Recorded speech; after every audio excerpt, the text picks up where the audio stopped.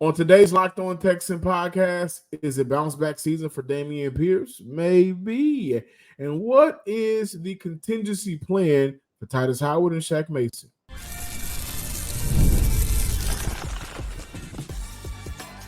You are Locked On Texans, your daily podcast on the Houston Texans.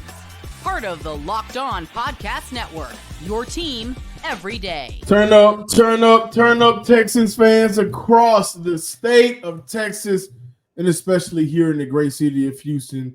Get ready, wake up with us here on the Locked On Texans podcast, a part of the Locked On Podcast Network, your team every day. Woo! Thank you to all of our first-time listeners and viewers for stopping by. Come on in, get comfortable in our house. Mi casa, su casa, right? And if this is your first time, please subscribe, like, and comment to the Locked On Texans podcast on YouTube and wherever you get your podcast. Follow on Twitter at Locked On Texans.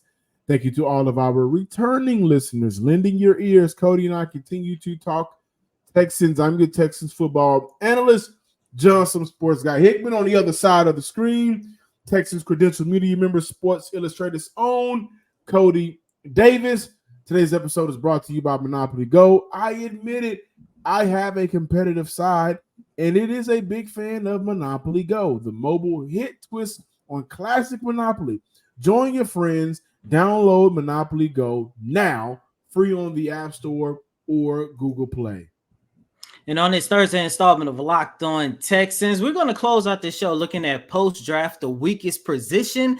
But before we get into that, we're also going to take a look at the contingency plan. Did General Manager Nick Caserio draft a contingency plan for Titus Howard and Shaq Mason? But before we get into that, we're going to open up this Thursday installment looking at Dameon Pierce is expected to have a big role for the Houston Texans in 2024. And this came about because on yesterday morning, General Manager Nick Caserio had an opportunity to speak with Payne and Pendergast on Sports Radio 610, where he talked about everything that Dameon Pierce has been doing in order to get ready for the season. However, I do want to mention this, and this is by far, to me, was the most important and the best news. Nick Caserio did give a quick update on Tank Dell. As you guys know, late Saturday night, he was one of 10 victims who was shot at a nightclub in Florida.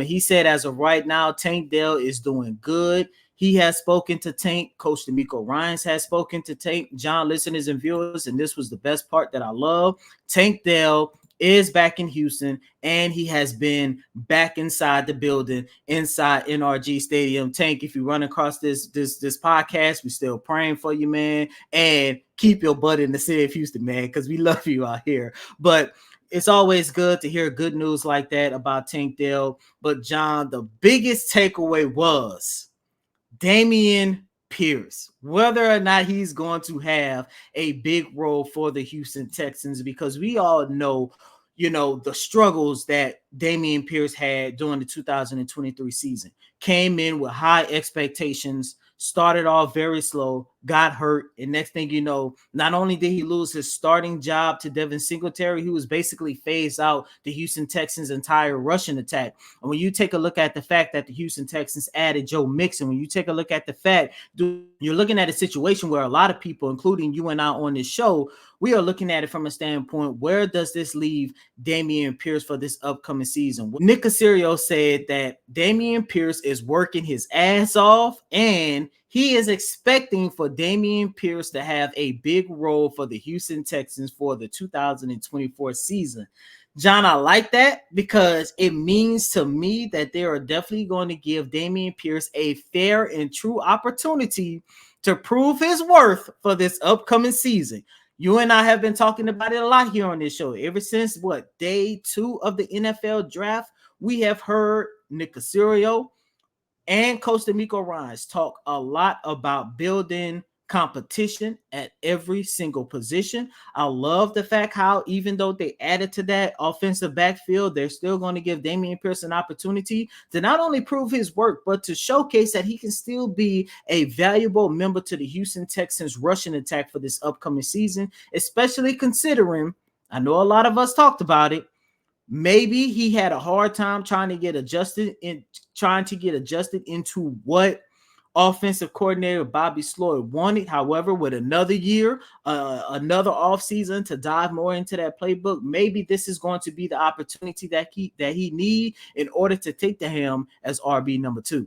I don't know if it was a playbook issue for Dameon Pierce. I think it was fighting a tendency, working against bad tendencies, trying to work over those bad tendencies that you were able to survive with your rookie year. You were able to survive with while you was at Florida, but as the league progresses and teams get more film on you, they kind of understand what you like to do and what you may not like to do and what you don't excel at. So, like last year, I would look at Dameon Pierce consistently seeking out contact, where in times that wasn't necessary.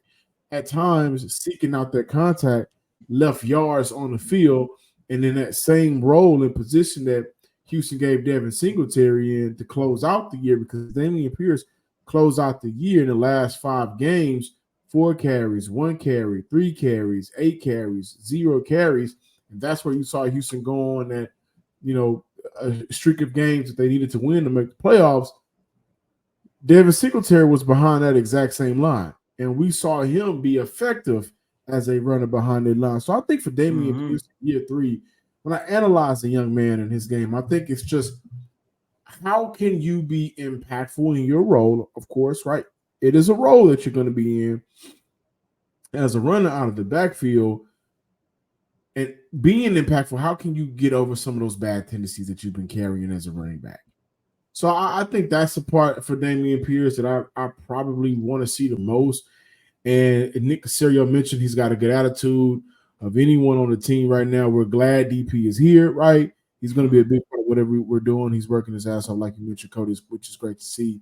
That's from Nick Caserio. But as of right now, do you know where Dameon Pierce is starting for this team?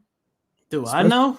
Yeah, that's what I was going to say, special teams. The depth chart right now is Dameon Pierce is your starter return man on special teams. And if you want to look at an area of his game when all else was failing last year, you got to look at special teams for a team that prides themselves on being one of the best special teams units in the NFL. 7 return opportunities last year for Dameon Pierce, 225 yards, a long run of 98, 32.1 yards per attempt, 1 TD. We know about that 1 TD that came in the game. Was at the Browns game or the Jets game? That was the Cleveland Browns on Christmas Eve. Browns game. So, and I think what works in Dameon Pierce's favor is once he does get to the second level, once he gets ahead of steam, now you're looking at defenders maybe having to make business decisions. And I don't want to put it all on Dameon Pierce, because a part of his game that I wanted to see expanded on last year through the regular season is the part of his game we saw him get better at during training camp, Cody. You know what part of that game was? Catching out of the backfield. No, not blocking. No, I thought you were going to say blocking. Being able to be a pass catcher out of the backfield. We saw at times last year during training camp where once he got to that linebacker level, he's making a move. He's getting ahead of steam. He's having to create that contact, or if he doesn't have to create that contact, he's in a better position to get up and maybe gain 8 to 10 to 12 or more yards, because once he gets moving, he's like a bullet, honestly, Dameon Pierce. But a big part, being described as a big part, I think for Pierce, is being Houston's special team return man. Being that guy that they trust back there. Being that guy that they believe, especially now with the new return rules, that may have a little bit more incentives for the special teams to maybe take the ball out and run it. Do we want to start on 1st and 20, 1st and 25, or can Dameon Pierce, last year averaged 32.1 yards per attempt, can he get us a 1st and 30, 1st and 35 when we kick off our drive? I think that's what we'll see him impact his team this upcoming year.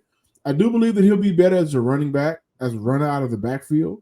And again, probably Sloyd, the offensive staff, try to find ways to get him the ball in space. The best way to do that is allowing him to be a pass catcher out of the backfield. But we'll see him improve in that area. I think they have a lot of confidence in him right now, though, as a return man for this team. All right, game off. Got to pause here to talk to you about Monopoly Go. I know what you're saying. Flag on the play. Whoa, whoa, whoa. You've already talked about that, but there is so much good stuff in this game. In Monopoly Go, you can team up with friends for time tournaments where you work together to build up each other's board. The more you win together, the more prizes you unlock. And there are so many prizes to get. Unique stickers you can trade with friends to complete albums for big prizes, cool new playing pieces to travel the board with, and much more. Plus, Monopoly Go feels new. It's exciting every day with constantly changing tournaments and challenges. A ton include their own unique mini games like digging for treasure or robot machine games. And so there's always something new going on. Timed events that help you win big, like massive multipliers for everything you win, or rent frenzies. There's always something fun to discover in Monopoly Go. So get off the bench, go download it now for free on Google Play or the App Store, and game on. Welcome back in, Locked On Texans listeners and viewers.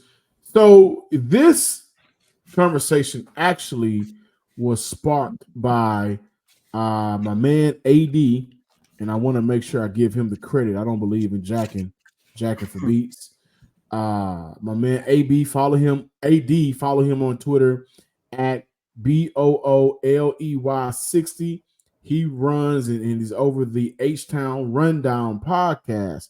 But yeah, we had a rundown at one time. We had the rundown report, but shout out to AD. I want to give a lot of credit to him for bringing this up.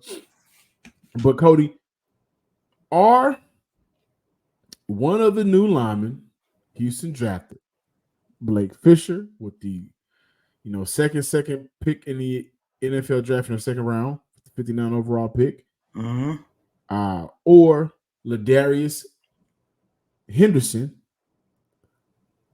Are we looking at them now for the contingency plan for Shaq Mason and Titus Howard? Now, let's take a look at this. Blake Fisher, Notre Dame, Jared Patterson's old running mate.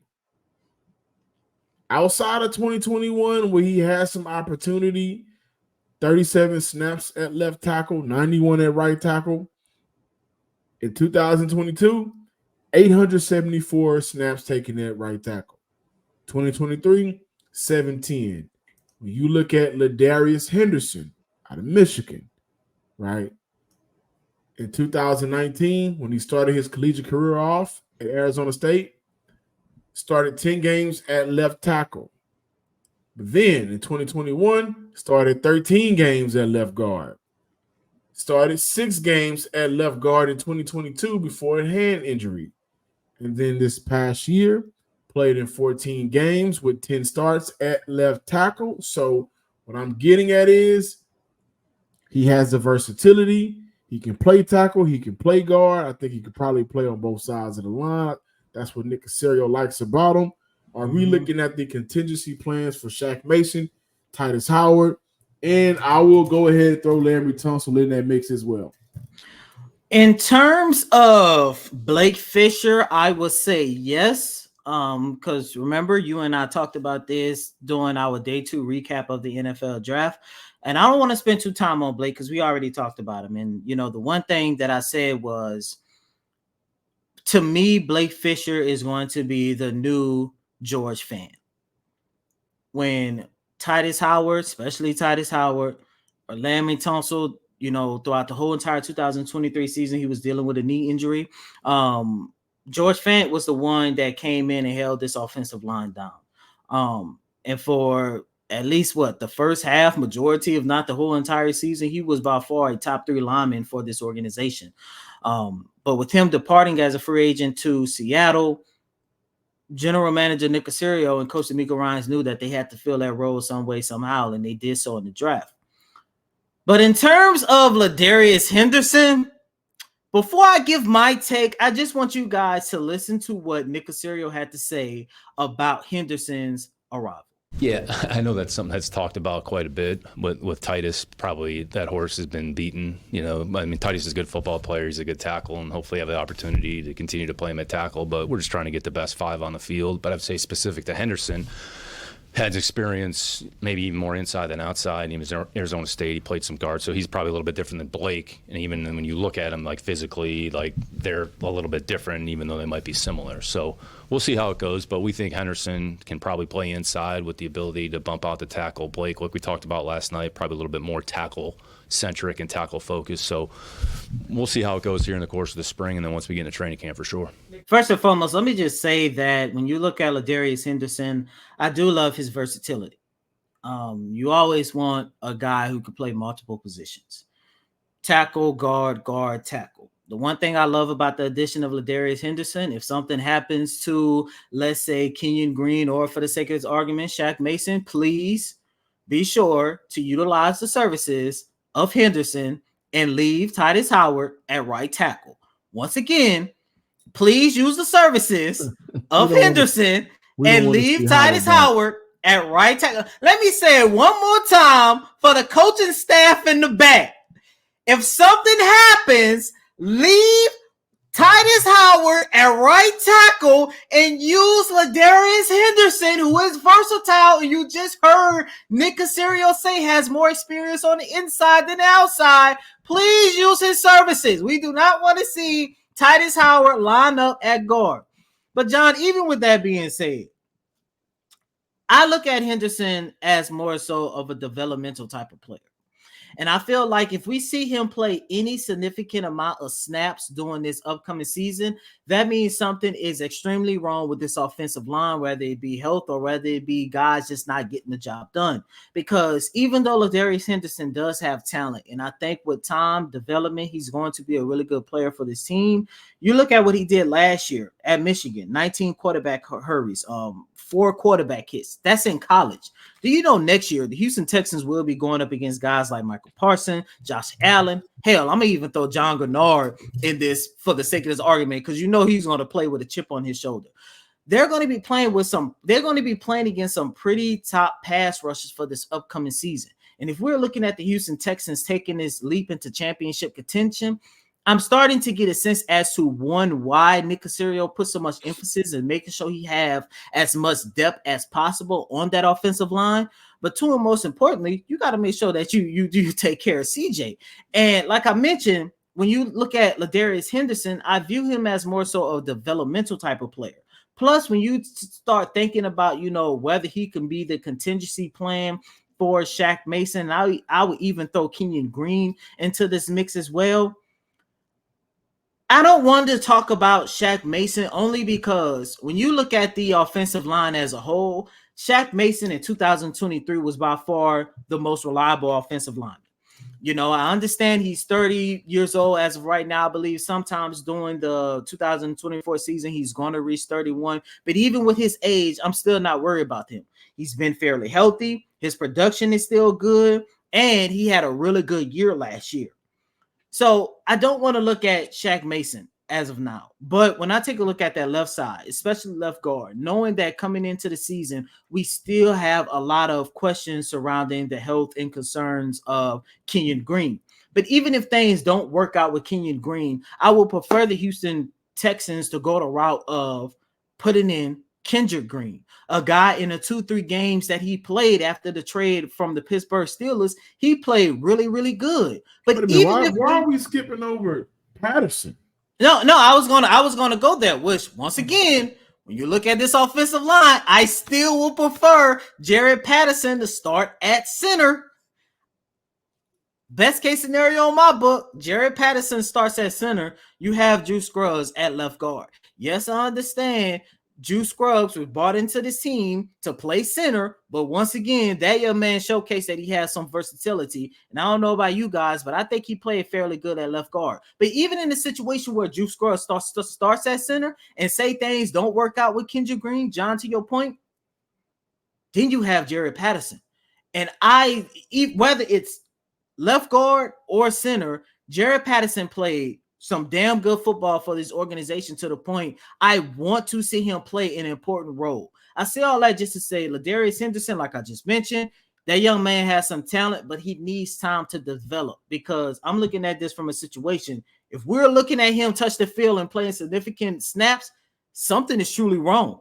I think Henderson has a lot of physical traits that you really like athletically as well. I think it's just putting it all together, bouncing back from left guard to left tackle. I look at Henderson like I look at Charlie Heck for this entire time, and hopefully he doesn't cap out at the ceiling Charlie Heck did, right? Hopefully he can reach that and actually be a serviceable lineman for Houston. But you look at Mason, you look at Howard, they're on the right side. You look at the left side of the ball, right? The only person that we know for sure will be starting is Laremy Tunsil. He's been a primary left guard, left tackle, left side type of guy when I look at Henderson. So I think that we'll see him, and he'll be the player that'll be stashed away, and maybe at some point while they're going on this run, he'll get some opportunities to prove whether or not he can play. But Fisher, I think, is a contingency plan. Oh, yeah. Fisher, I think, is a guy that, for Shaq Mason, who turns 31 August 28, we never want to see Titus Howard back in left guard. We only want to see Titus Howard at that right tackle position. But I question whether or not Fisher, who Nick Caserio says what a tackle, right? And he's a guy that said you can never have too many tackles. But we've seen Houston last year put guys at different positions and kind of shuffle that offensive line to figure out what the best route to go is, especially when we saw Houston lose a couple of players. I am curious on whether or not once they get to camp, they're looking at a situation where Fisher is very good at right guard. Fisher is moving bodies out the way. Fisher is protecting CJ, and whether or not they'll play him more at right guard compared to right tackle. I will say this. I'm confident in Houston playing him at both during the preseason. Like giving him an opportunity to just get out there, get his feet wet, and see how versatile he can be, which would be good for them and also be good for that young man. But I don't see a scenario where we're not seeing Fisher as a starter for this team possibly after next season. Did Shaq Mason sign an extension? I think he's under contract. I think he's under contract until 2025, if I'm not mistaken. But I think the last year of his contract isn't guaranteed. He's under contract until 2026. So 2026 is not guaranteed. Extension last year. I do remember that. And 2026, like you mentioned, Cody, it's guaranteed, but everything after that can be voided. It can be voided out after that. During that season. But in 2026, he'll be 33 years old. Okay. So, does he perform as well as he did this year, like he did last year? And if not, then Houston has somebody that's ready to step in and possibly be ready. If he does, then Houston has somebody that's ready that they're just stashing away for later on. So I think Houston did a very good job in making sure, like they did with Kamari Lassiter, like they did with this, I think this entire draft, just making sure that they have players that can come in and be available whenever they need them down the line. It's winner take all time in the NBA and NHL, and FanDuel is giving you a shot to bring home a big win of your own. Right now, new customers get $150 in bonus bets with any winning $5 bet. That's $150 to bet on spreads, money lines, player props, and more. Visit FanDuel.com/lockedon and make every playoff shot count. FanDuel is America's #1 sportsbook. Welcome back in, Locked On Texans listeners and viewers. Before we close out today's show, on the 30th, April 30th, I wanted to ask the Houston Texans fans, as the roster currently stands, what is the weakest position? And I got some good responses from a lot of guys. D tackle was one of the favorites. Running back was a favorite. You also look at linebacker is a favorite. So, Cody, for you, how we are currently looking at this roster, and I think aside from maybe running back, a lot of the current needs or weakest positions may be on the defensive side of the ball? Yeah, linebacker for me, and we just talked about that on yesterday because outside of Azeez Alshire and Christian Harris, who else is there? Yeah, there's still promising potential from Henry T, and if Henry T improves from what we saw during the early part of 2023, then okay, then the linebacker would definitely be thriving. But if Henry T doesn't take that leap, then what are you going to do? Because outside of those two linebackers, where do you go? I don't know, man. I think the league is turning into two linebacker sets where you have a linebacker that can cover your tight end and your linebacker that can cover your running back. Mm-hmm. So that's not necessarily too shocking. But once again, what are you going to do for their purposes? And I think that's where it gets interesting. That's where you look at it and say, okay, well, they need guys because as we saw last year, the year before, the year before that, guys go down. And I think, we talked about the undrafted linebackers. We talked about the late round pick, Jamal Hill. Henry T is still on this team. Neville Hewitt is still an option as a vet on this team. I believe the linebacker position right now is probably the weakest. Mm-hmm. And I believe we'll see Houston address it at some point. There's still some good guys out there, maybe more of those players being names compared to what the production may be. But Houston still has $20 million in cap space. They can still afford to sign another linebacker for a vet minimum or a very inexpensive contract. But at post-draft, I think safety got better. I think corner got better. And I don't think safety got tremendously better. But they already had guys on this roster, and you add a player like Bullock, it's okay, now you can get creative.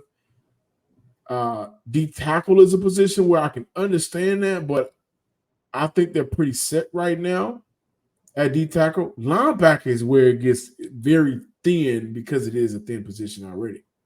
What about and I know you say this was a favorite, and that's the only position I can think about on the offensive side of the ball. Running back. Because outside of Joe Mixon, I mean, we're hoping Dameon Pierce bounce back, and then you have Jordan. So, in no order, linebackers, D tackle, running back, safety, I think are the weakest position still. Like I said, I think safety got better because of the depth that they already had and the players that they added, but that's still one of the weaker positions on this team. Linebacker, of course, is thin. D tackle, you can make a case that with the additions by the Cowsey, re-signing Khalil Davis and Nico Autry, who's a 3-tech, 5-tech, in-and-out guy. They signed another player. I forget that player's name, so forgive me. You can make a case still for D tackle. Maybe those guys just aren't enough, but running back, I believe so. Like you want Dameon Pierce to bounce back. You want Jawad Jordan to come in and be an impactful player, but those are two big ifs compared to the one certain brain injury in Joe Mixon we know can be a productive player. So I would probably say linebacker and running back may be the weakest positions right now on this team. Thank you guys for listening to this episode of the Locked On Texans podcast. Please be sure to subscribe, like, and comment on YouTube. Give me a follow at John_Hickman12 on Twitter. And as always, I'm your host, Cody M. Davis. Please remember to follow me on Twitter at CodyDavis_24. Once again, that's Cody, COTYDAVIS_24. Until next time, ladies and gentlemen, peace.